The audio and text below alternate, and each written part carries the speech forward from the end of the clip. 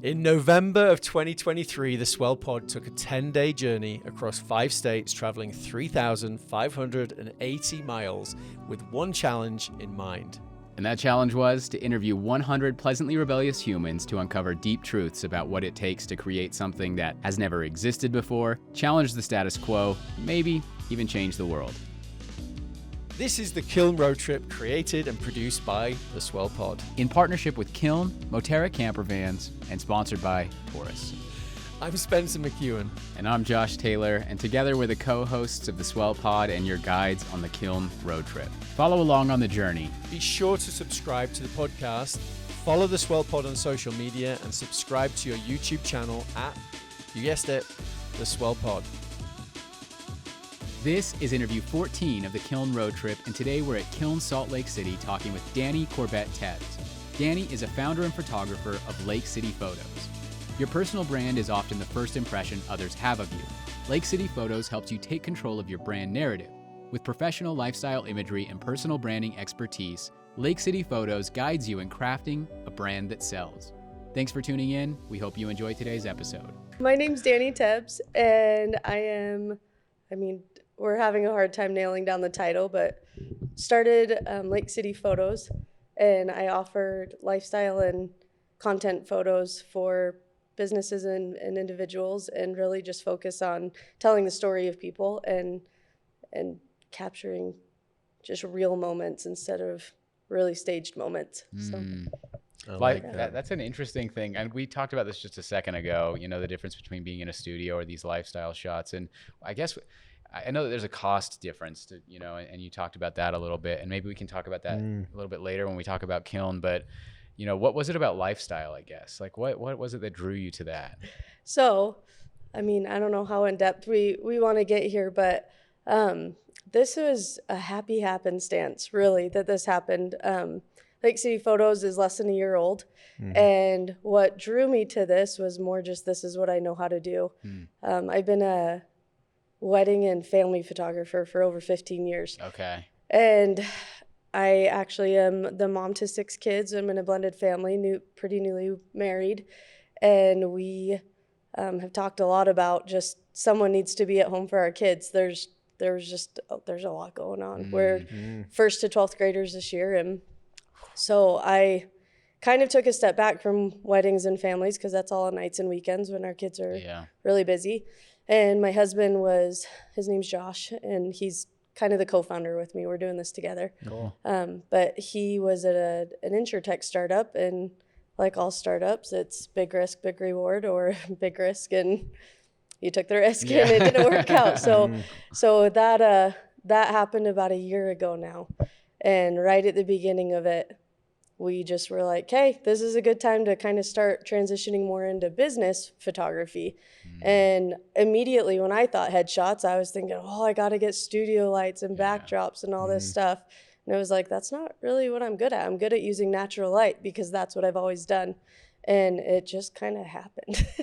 And once I started taking headshots of people and doing it more this way, the response was great.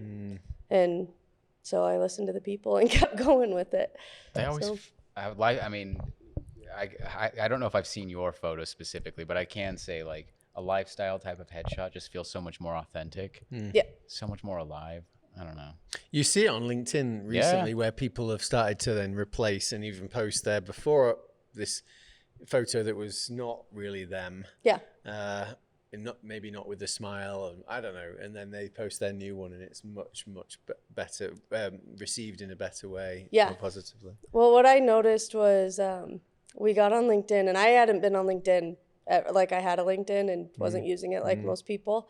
And the first shoot we actually did, the first shoot I actually did for headshots was a networking event for job seekers, and I went with my husband, and it was at Silicon Slopes down in Lehigh, and was that earlier this year? It was like December. I think I went to that. Were you there? I wasn't looking for a job. I went with a buddy though. Yeah. I think I was there, and I was trying to get a photo with you guys. Maybe I don't know. It was 2 photo group booths, wasn't there? No, it was at the Silicon Slopes where headquarters. They shoot their thing. Yeah. And there's like a big Christmas tree out in the lobby. Okay. Yeah. So I had tried to reach out to, I didn't know anyone. I had no idea. So I went big and tried to reach out to Clint because I didn't know who was who.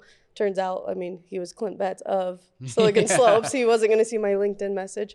And it was like the day before. And I was like, hey, you know, I'm coming down with my husband. I'd love to offer free headshots for job seekers. You know, we're in this boat and I believe in karma. So, you know, what do you think? And didn't hear anything. And I am not a rule breaker. So I took my camera, but I was like, I can't just go in there and start doing pictures. And I was just kind of following my husband around. I had never been to a networking event.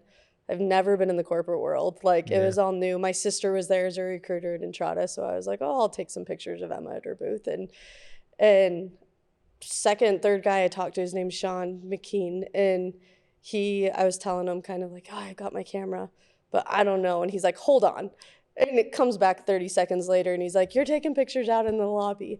So I go out there and start taking headshots for people just for free, and started posting it on LinkedIn. Like when we were all done, I posted them on LinkedIn, and that was like my welcome to LinkedIn post. And it's still one of my most like seen, like most impressions posts that there was. My husband was like, Dani, I've posted on LinkedIn and maybe gotten like 500 impressions before. And I was like going into the thousands on like day one. And he was like, what just happened? So that really was kind of the catalyst to get it going.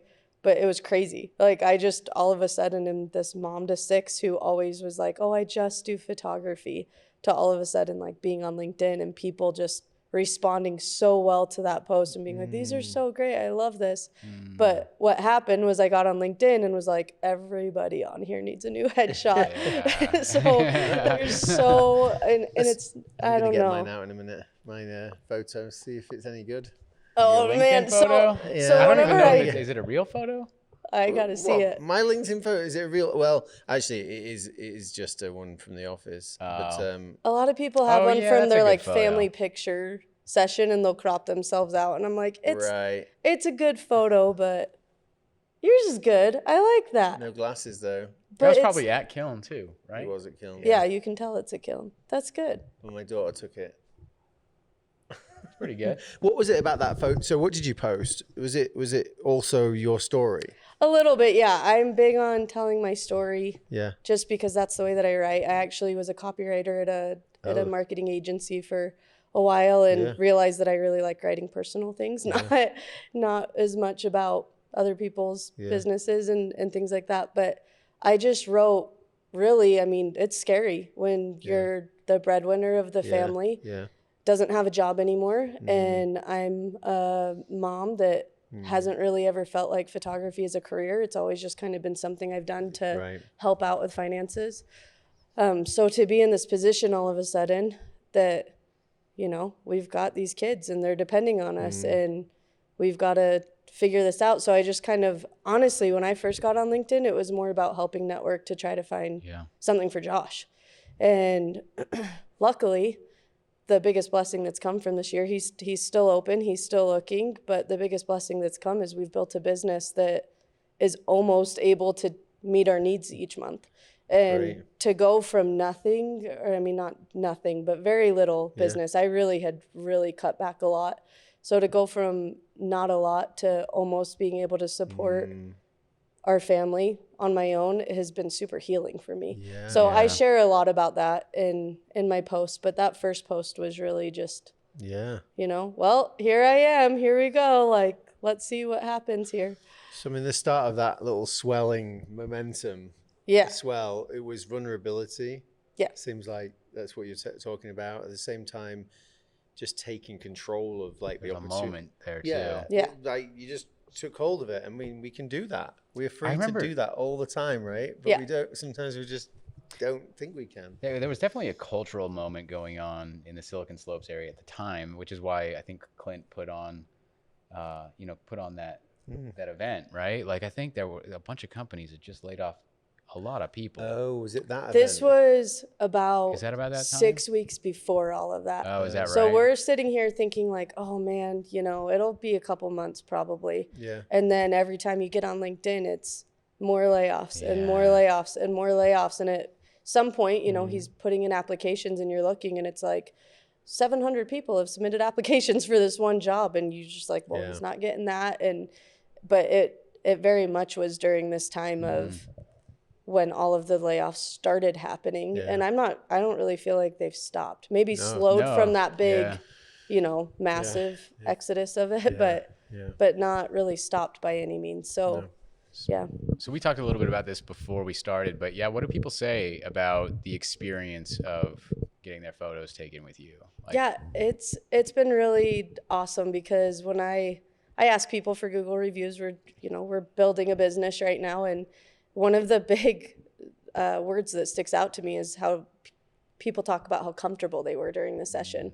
And you and I kind of talked a little bit before this about like, how do you do that? And I'm like, I don't know. I just talk a lot, I think. But I think it's just making the environment is just neutral as possible, which is one thing I love about shooting at the kilns. There's people walking around, there's noise, there's, you know, just we're at Gateway, so there's things going on outside, and it just is a lively place to be. And I think it kind of takes away from the silence that can happen in a studio. I mean, when you're in a studio and shooting, it's silent. And you hear every shutter click and all of that, but I think that's one of the biggest things is just helping people to feel comfortable. And I was telling you, but I go quick.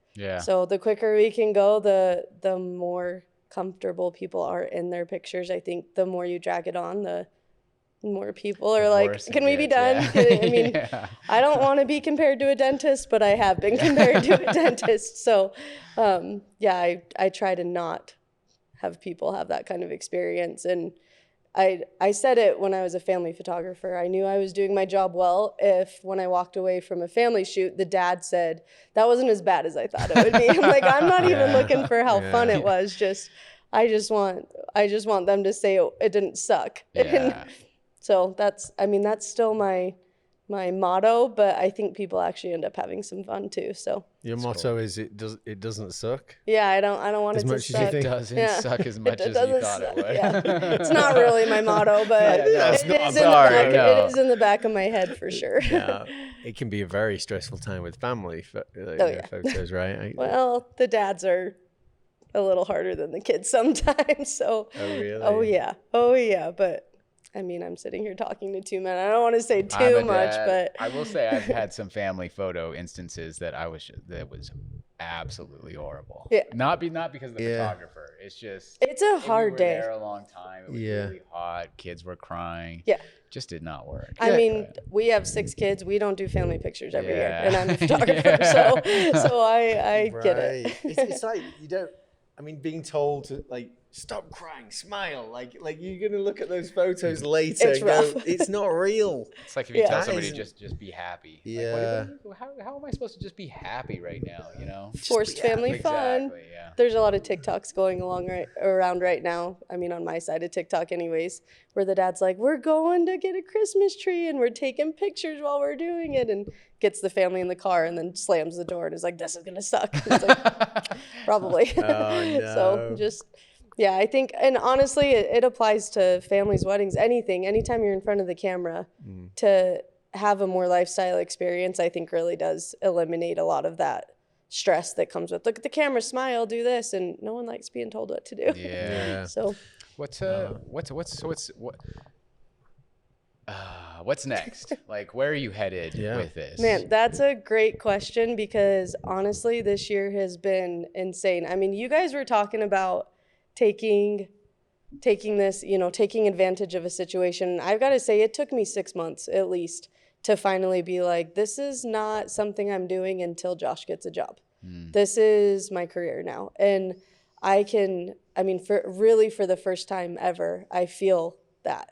And so it's, still new to me to think of what's next. Because for a while it was like, just get through this, And not that I don't love doing this. I love doing this, but I just didn't have as much faith in myself as I really should have. So I almost felt a little bit like an imposter, especially on LinkedIn and coming in and not having a lot of professional experience, like in this corporate world.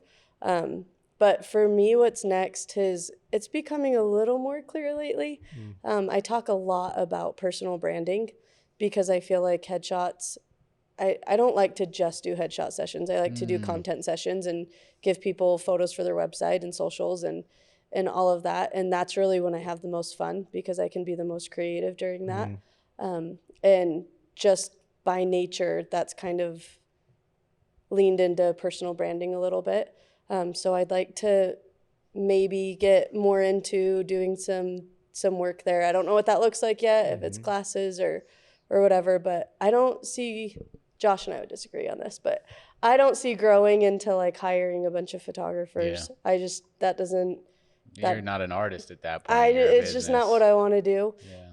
But helping people on an individual level I love it. I love that. So I just started doing consultations with a few people on personal branding and really getting to sit down and get to know them at this level and see what they want to be known as the expert in and help them create that image for themselves I think it lends well with what I'm doing on the photography side. So it's very interesting. Yeah, it's been fun. Yeah, keep imagining. Keep visualizing where you want to go. Yep. I'm a big champion of that. Kind of picture it, imagine it, and then write it down, and then go build it. But it sounds like you're already trying all sorts of things. We are. We have in our ClickUp, we have a task called the shelf, and it's all the ideas that we have that is like what would be fun. And one of them, when you were showing me your headshot, I want to roast people's LinkedIn headshots. That is but a really like just good idea. For fun. It's people are volunteering. Like I'm not going and finding people, but you'll get a lot of people who will volunteer for that too. It's kind of just having fun with it and seeing. Maybe that we should kind of take stuff. that off the shelf. I know, right? There's a lot going on all the time. Maybe we can be Yes. You could challenge us to do a crazy photo. Let me show you mine. Because I'm up for that. I use this one in everything. So if you roast it, I don't know what I'm gonna do. But I'm not the funny one. We needed to find someone to roast Hold on. it. How do I open it full? How do I get it bigger? Oh yeah, view. Oh, sorry. Okay. You're roast putting me. It. Yeah. I'm putting you on the spot. I know. Please do it. Please. I mean, you look scared a little bit. Yeah, I am scared. I don't like being in front of the camera. Isn't that your... This was my headshot. This was a headshot that I used when I spoke for TEDx Salt Lake City. Yeah. It's a good shot. I mean, I was genuinely scared. Yeah. So you were absolutely right. So you got it. See, you're taking something off my shelf, and I haven't thought it all the way through. It's okay. Anything, one other thing. Anything else? And then you got to do Spencer's. Oh man. Before we get into the rest of the episode, we want to thank the partners and sponsors who made the Kiln Road Trip possible. The Kiln Road Trip is brought to you by Kiln.